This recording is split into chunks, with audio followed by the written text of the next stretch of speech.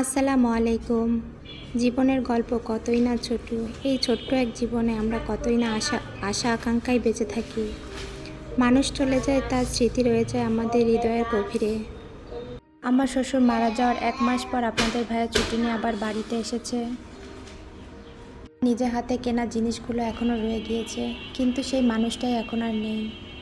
আমাদের জীবন কি অদ্ভুত, তাই না? আজ প্রথমবার আপনাদের ভাইয়া তার নিজের বাবার দায়িত্ব পালন করতেছে। বাড়িতে এসে বেশ কিছু মাছ মাংস কিনেছিল, তারপর থেকে দুপুরে রান্না করার জন্য কিছু বের করে নিলাম। এই বাজারগুলো সবসময় নয় শ্বশুর করতো, প্রতিটি ক্ষেত্রেই তার কথা ভোলার অনুভব করা ছাড়া কোনো উপায় নেই। নিয়তির লিখন মেনে নিতেই হবে। মাছ মাংসগুলো ভিজিয়ে নিলাম।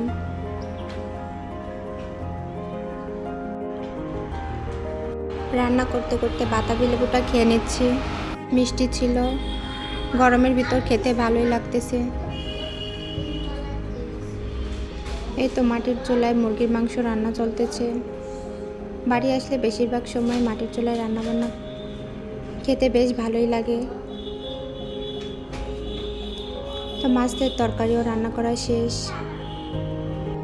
মাটির চুলায় রান্নাগুলো খুব তাড়াতাড়ি হয়ে যায় আর খেতেও বেশ মজা। এখানে আমি কুশি ভাজি করে নিচ্ছি, ডিম দিয়ে কুশি ভাজি করে নিলাম।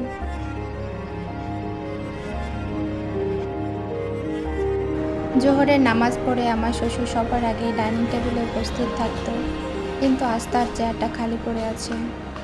সবাই যে যার মতো খাচ্ছে, কিন্তু সবাই নিস্তব্ধ।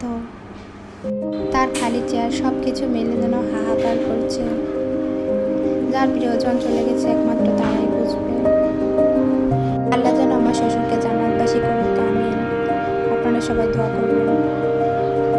এখানে আপনাদের ভাইয়া চলে যাওয়ার আগের দিন রাতে একটা মাছ এনেছিল আর কিছু নাস্তা নিয়েছিল, সেগুলো প্লেটে ঢেলে নিচ্ছে।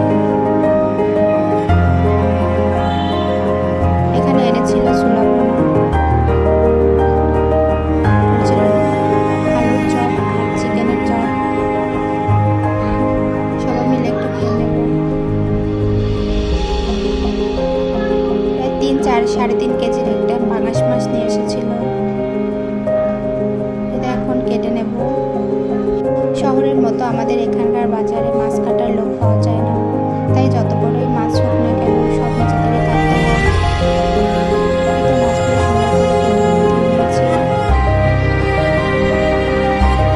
রাতের খাবার খেয়ে নিলাম।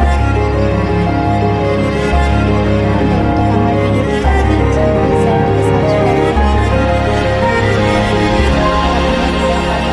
করে দিন। খুব ভোরবেলা উঠে কিছু রান্নাবান্না করে নিচ্ছিলাম। তার পছন্দের চিংড়ি মাছ দিয়ে শাপলা ভাজি, সাথে আলু ভর্তা বসিয়েছি। এখানে বাচ্চাদের জন্য 2 টুকরা মাছ ভুনা করে নিলাম। কিছু চিংড়ি মাছ ভুনা করেছি আলু দিয়ে। তো এসব খাওয়া দাওয়া করে আপনাদের ভাই রওনা হয়ে যাবে পাবনা যাওয়ার উদ্দেশ্যে।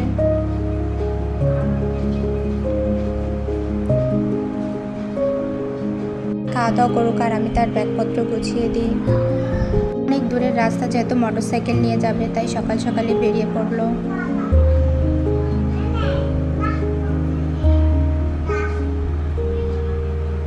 সবার কাছ থেকে বিদায় নিয়ে চলে গেল। সবাই ভালো থাকবেন। আল্লাহ হাফেজ। আসসালামু আলাইকুম।